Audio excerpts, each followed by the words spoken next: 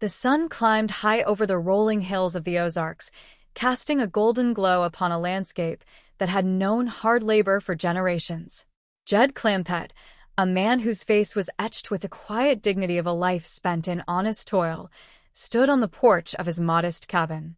He was a mountaineer of few words but deep convictions, a man who believed that a person's worth was measured by the strength of his handshake and the sincerity of his heart.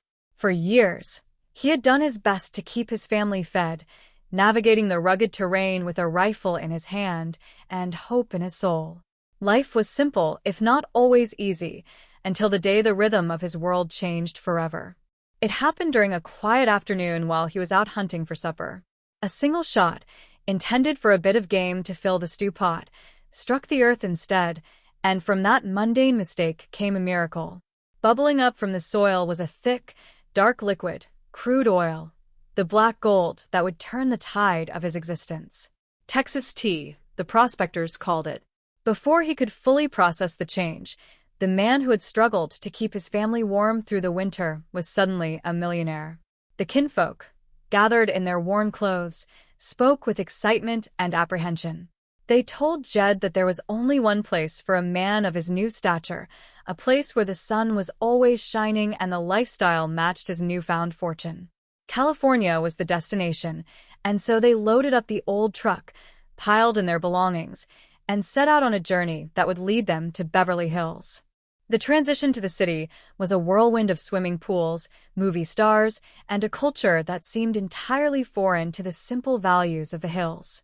Jed, ever the humble patriarch, found himself trying to navigate this new world while keeping his family grounded. One morning, as preparations were underway for the day, a conversation filled the air of their expansive new home. "Jed, are you going down to your agent's office this morning?" his relative asked, a tone of sweet curiosity in her voice. "That is right, sweetie," Jed replied, his voice calm and steady. "Well, would you take along a basket full of baby critters and find good homes for them with some of your movie star clients?" she pressed, hopeful that the small animals might find a loving place to stay. Jed chuckled softly, shaking his head. "Well, I mean, you cannot ask a boy genius to do something like that," he said, playfully referencing the grandiose title his nephew had claimed for himself. The nephew, overhearing the remark, scoffed. "Well, I am not a nice canoe," he retorted, his voice full of mock indignation. "Watch that mouth, kid," the relative warned, her eyes narrowing slightly. "I could make you a break in this town," the nephew declared, adjusting his attire. A moment later, chaos erupted as someone tripped. "Hey, careful," a voice cried out. "You have hair all over my new Edwardian outfit." The relative looked puzzled. "What outfit?" she asked. "Edwardian," the nephew announced proudly. "I do not know Ed personally, but he is the hottest tailor in town." The banter continued as they discussed whether to take the critters along, but the focus soon shifted to the front of the mansion. Granny was busy, as she often was, tending to the needs of the family. She was out front, focused intently on giving Pa a haircut. The light was better out there, she insisted, despite the public nature of their activities. The neighbors, accustomed to a quiet and orderly street, watched with a mixture of confusion and annoyance as the hayshakers set up their makeshift barbershop. "How am I going to keep my image as a world-famous celebrity with them hayshakers cluttering up the front of the mansion?" the nephew complained, pacing back and forth. "Go tell them to get out of sight," he commanded. The relative sighed. "Well, you go tell them.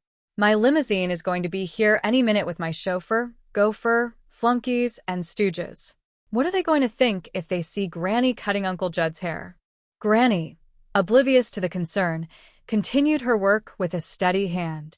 "I will just give you a good shot of my homemade scalp stimulator," she promised. "That stuff is kind of smart, Granny," Jed noted, feeling the sting of the concoction. "Well, that is a sign it is getting right down to the works," she replied. "You look like a done-hit bone." "What is in that stuff?" someone asked. "Oh, mostly turpentine, ginger, with a lye base," she explained, as if it were a simple recipe for lemonade. The scene shifted as the day progressed, and the professional aspirations of the young man in the family took center stage. He prided himself on being the president of his own company, a venture he ran out of an office in the bank building. He surrounded himself with chauffeurs, flunkies, and an image of high-stakes business, despite the fact that he was essentially playing a game of pretend. People were calling him Mr. Show Business, a title he wore with unearned pride. He lived for the attention of the tour buses that passed by, imagining himself as a titan of the entertainment industry. Meanwhile, back at the office, Mr. Drysdale, the banker who managed the family's vast resources, was growing increasingly frustrated.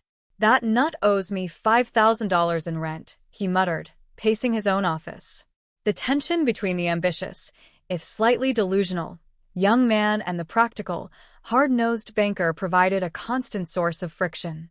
The young man, however, remained unfazed. He operated on a level of confidence that bordered on the surreal. He promised impossible things, spoke of lifetime contracts with famous stars, and demanded luxuries like a private projection room, a sauna bath, and a landing pad for a helicopter. Mr. Drysdale, at his wits' end, finally had a revelation. He decided that the best way to handle the situation was to redirect the family's energy into something that actually made financial sense. He proposed that Jed start his own enterprise, a move that would keep them busy, contribute to the economy, and, most importantly, give them a legitimate reason to be in the building. Jed, ever thoughtful, weighed the idea. He liked the notion of being busy. He envisioned a space where he could repair furniture, do wood carving, and where Granny could finally have her dream of a combination doctor, dentist, and barbershop. The vision took shape rapidly. Ellie, the young woman of the family, was brought into the fold, and they transformed the office space into a center of activity. The juxtaposition of their rural skills with the corporate setting of Beverly Hills was both funny and oddly charming. They began to advertise their services with a unique, if unconventional, approach.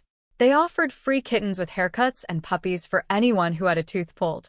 It was a strategy that caught people off guard, but for Mr. Drysdale, who knew the value of a unique proposition, it was a start. As the days turned into weeks, the office became a hub of bizarre but heartwarming interactions. The bank employees, initially skeptical, found themselves drawn to the warmth and genuine kindness of the family. They came for the medical care, which consisted of Granny's unique, if slightly terrifying, methods, and stayed for the companionship. The family didn't care for the prestige or the glamour. They cared about doing something useful and helping those around them. They treated every customer like an old friend, offering simple remedies and honest conversation. There were moments of comedy, of course. When people came in for a tooth extraction, they were often met with Granny's enthusiasm and her strange assortment of tools.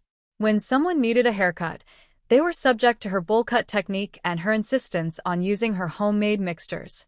Yet, through it all, there was a sense of community that had been missing from the polished, cold environment of the high-rise office. The employees, who had felt like mere numbers in the bank, now felt seen and valued. Jed remained the anchor of the group. He walked through the office with a gentle smile, making sure everyone felt welcome. He took the time to talk to the janitor, the secretary, and the executive alike, treating them with the same respect. He didn't care about the labels or the social hierarchies of Beverly Hills. He cared about the person in front of him. His presence was a calming influence, a reminder that no matter how much money one had, the simple things, family, honesty, and a helping hand, were what truly mattered. As the story of their enterprise spread, more people began to visit. They weren't coming because of the status or the marketing. They were coming because the family had created a space where people felt like they belonged. The absurdity of a dentist chair in a bank building eventually faded, replaced by the reality of the laughter and the stories that filled the room. The family had moved from the quiet hills of the Ozarks to the bustling streets of Beverly Hills, but they had never left their true home behind. They had brought the spirit of the mountains with them, infusing the city with a sense of humanity that it had forgotten how to appreciate. In the end, the success of their venture wasn't measured in dollars or contracts, but in the connections they made. They had touched the lives of the people who worked in that building, turning a cold corporate space into a home. The man who had once been a poor mountaineer had become a pillar of his new community, not by changing who he was, but by being exactly the man he had always been. He taught them that being rich wasn't about what you owned, but about the love you shared and the kindness you extended to others. As the sun began to set on another day in Beverly Hills, the office fell quiet, filled with the warmth of a life well lived. Jed sat by the window, looking out over the city lights, and smiled. He had come a long way from the bubbling crude in the hills, but his heart remained exactly where it had started, simple, kind, and true. The story of Jed and his kin was a testament to the idea that no matter where life takes you, you can always carry your values with you, and that a little bit of goodness can change the world, one smile at a time. They had found their place in the heart of the city, and in doing so, they had reminded everyone around them what it truly meant to be part of a family. And so, as the stars twinkled above, the man from the hills and his family rested, ready to face whatever tomorrow would bring, grounded in the love and support that had guided them through every twist and turn of their journey.